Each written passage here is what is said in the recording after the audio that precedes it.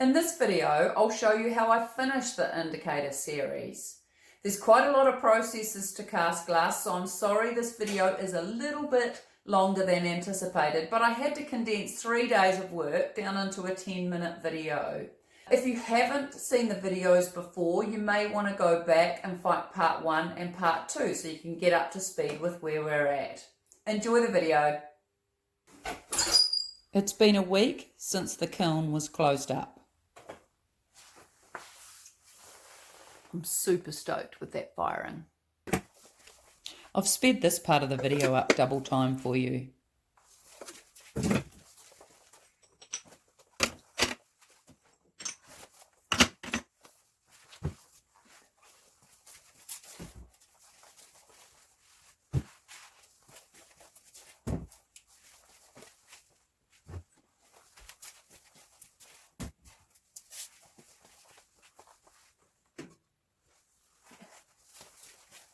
So, let's open these moulds.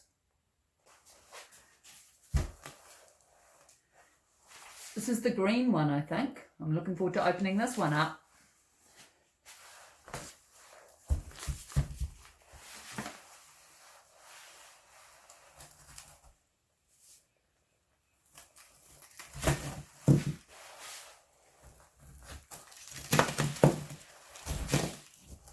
One's got the standing figure on top. It means I just got to be a little bit extra careful with it when I'm opening it up, because it's going from very thin glass to thicker glass.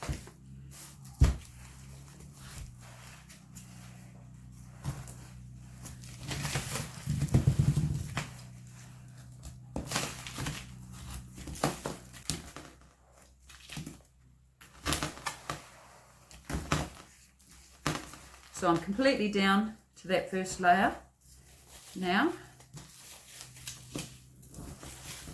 and I can take that off.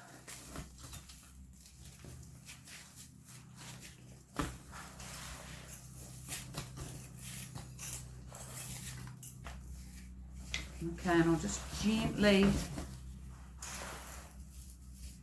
take that plaster off the figure.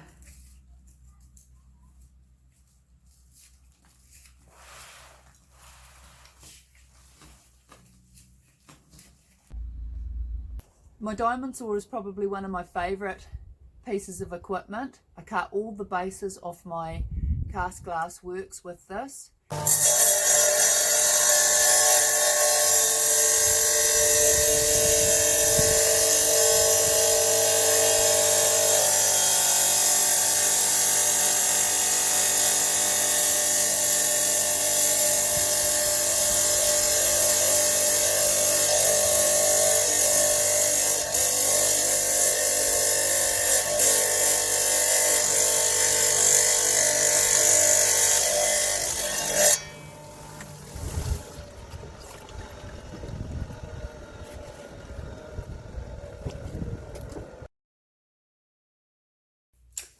I've got a whole bunch of diamond pads here, and they go from coarse to fine, just as you would with normal sandpaper with wood. So I start off with a coarse diamond, taking the rough areas off the casting. This is basically where I'm going to do my shaping, and then I'll move down through the diamonds till I get to these micro finishing 3M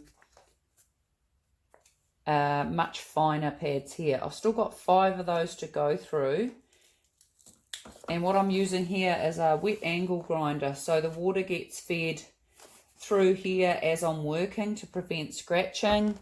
It's a fantastic tool. I've got to use this outside because there's a lot of water goes everywhere.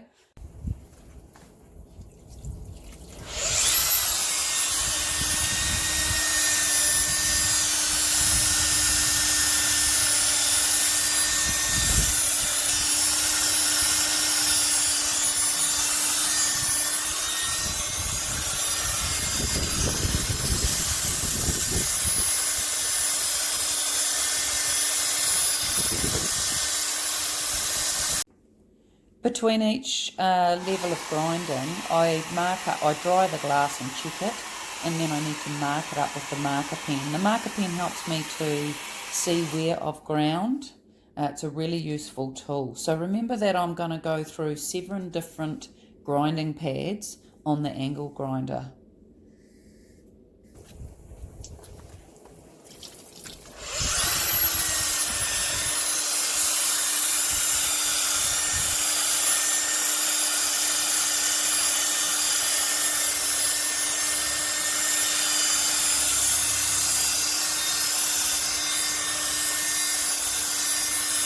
I need to check the grinding that I did yesterday outside with the wet angle grinder.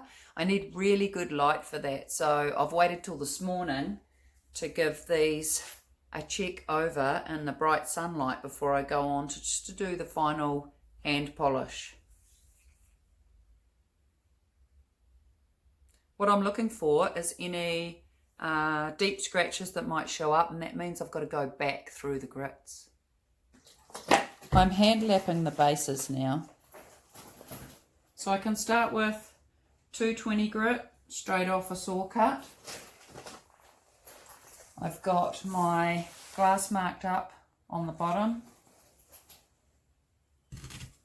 And then I'm going to use a figure 8 motion to grind the base off evenly.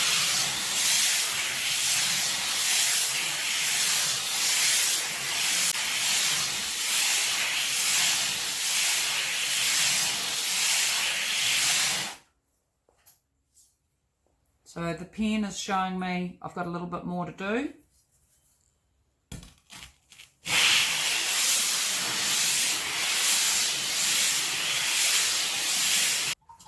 Between each grit, I also need to sand the edges here, which is my beveled edge.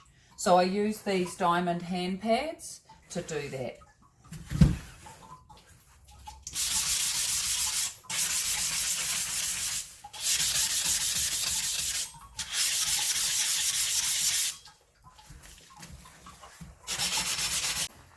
This is the final grit on the bottom. This is the 600, and you'll notice quite a sound difference because it's really quite fine.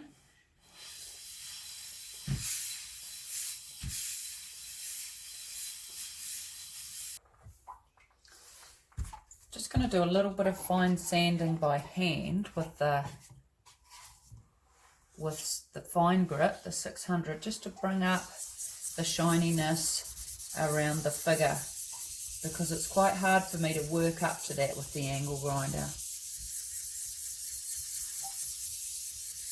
I'll use the wet belt sander with a felt belt on it to polish the bases of the indicators.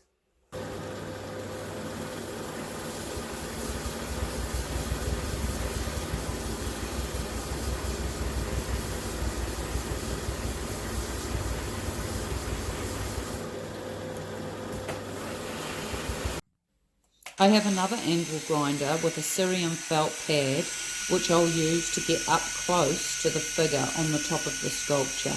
This is impossible to do with the linisher.